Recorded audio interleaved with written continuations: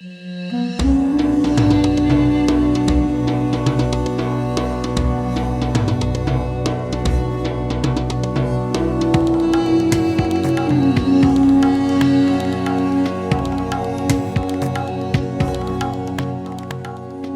Taneja, India's leading energy expert. How is India doing with its energy choices? I mean, how is this Russian crude oil intake and consequent, of course, exports to Europe uh, being managed in the context also of the trade negotiations with the US, of course, which is where the threat lies, isn't it?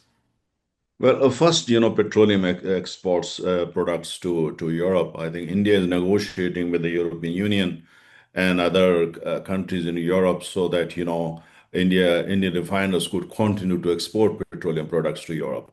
So right now, as we talk, in fact, the negotiations are on in New Delhi and Brussels and also London and other countries so that this could continue. And India has enjoy very good ties with the European Union in particular. So we are hoping that some kind of breakthrough should be there as soon as possible. Coming to Russia and the trade deal negotiation with the United States, deal is a deal. We all by now kind of learning how to deal with the President Trump, and we have like most other country, we have no experience of dealing with President Trump. So, because Trump 1.0 was a very different person, very different government. This is a very different administration. So while we negotiate that, we decide we are actually increasing our import of crude oil and even LPG from the United States. Only yesterday we signed a deal to import more LPG from the United States, and there may be other deals in pipeline. So idea is basically to strike the balance so that we can go ahead with the trade deal. When it comes to Okay. Russia, in Russia, the Russia is an important country. President Putin is scheduled to visit India in within next 3 4 weeks, and a foreign minister is in Moscow, and we are negotiating number of new agreements with Russia. So it's not going to come at the cost of India's relations with Russia. However, the volume of our imports from Russia may go down a little bit. That might happen, but otherwise, I think it is going to be business as usual. Okay. I mean, may go down, so it hasn't gone down so far. Well, not really. If you look at the October data, it's still very impressive. But as I said, it's all about overall economics. Economics first of the barrel that you buy, and at the same time, overall economic relationship between India and Russia on the one hand, and India and the United States on the other hand. So we have to look at both, not only the cost of barrel, but the cost of overall economic relations. China, again, also an importer of Russian crude and Iranian crude, i.e., sanctioned crude. What is your impression, having come back, on where China stands today in its choices of energy, energy crude security, if you like? Plenty of choice out there, right? Even if it decides to have to reduce certain imports. China has massive credibility issues in our part of the world. And when you look, the four largest importer of crude oil, China, of course, and India emerging, actually going to be even bigger than China in time to come, and then Japan and South Korea. Look at China's relations with South Korea, not really very good. Japan, absolutely not good. With India, let's not talk about it. Now, the question is, if these are the four largest importer of crude oil in our part of the world, actually in the world, when you look at it, and if they have issues with China in terms of how China looks at this part of the world and the world as a whole, how you can set up whatever you want. We can also set up, even I can set up. But the question is that would that really get traction? At this stage, we're looking at the geopolitical landscape, but China has practically no friend in Asia, no friend. They're proxies and some others, no friend. Now, in such a situation, but they have money and they think they've started thinking like the United States, which they are not. But they can talk about many things because their BRI, Belt and Road Initiative, it's facing some kind of crisis. So they have coming up with many good ideas. I have got many other good ideas. Mike personally also, as country also. The question is that first you have to earn the credibility. Why should I'll be shocked if Saudi Aramco joins such a such a project, because Saudi Arabia, Saudi Aramco, India is actually future.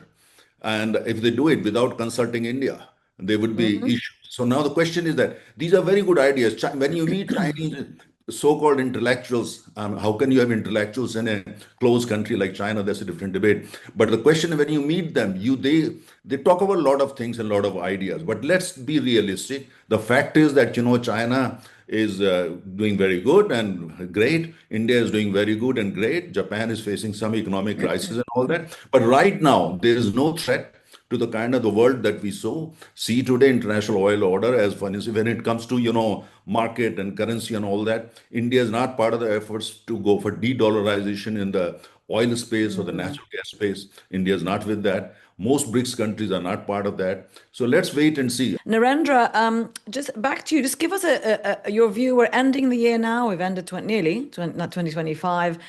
How would you say the Indian economy has performed? I think we got a figure of 7% plus for the end of the third quarter recently.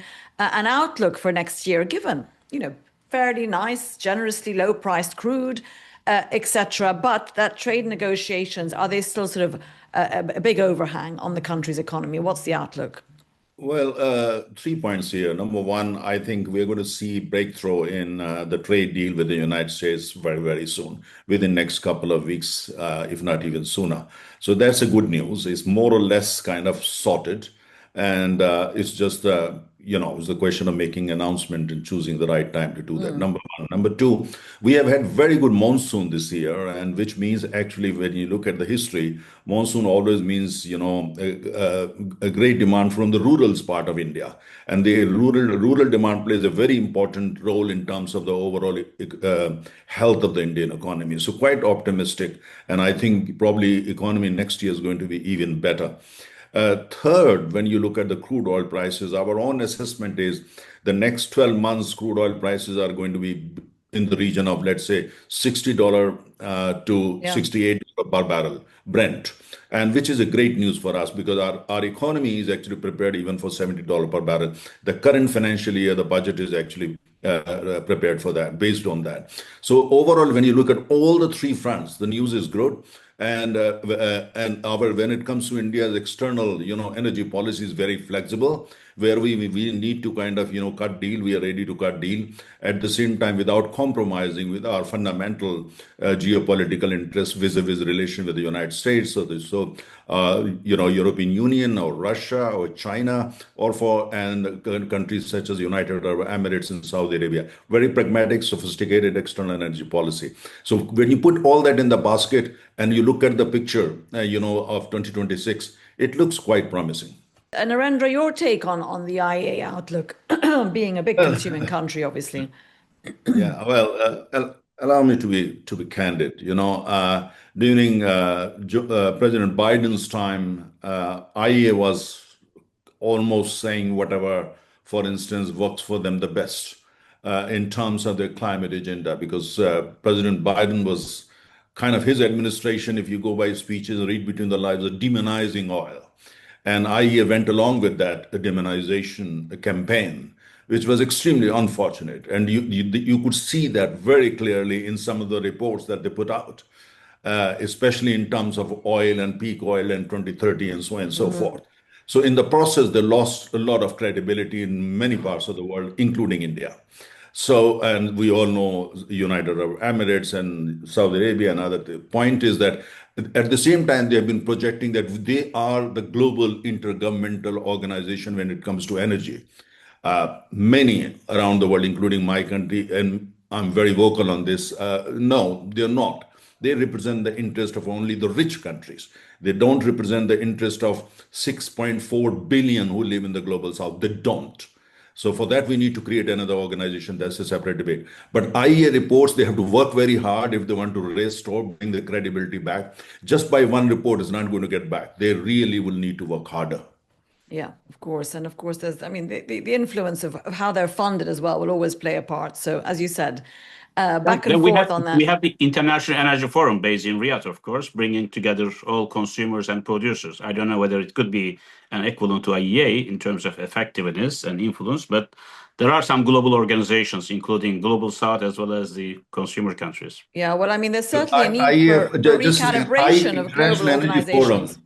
International Energy Forum is very different agenda. It is still on the runway. It has not yet taken off. What we need is a new global organization, preferably headquartered somewhere like Shanghai or New Delhi or Singapore or Hanoi.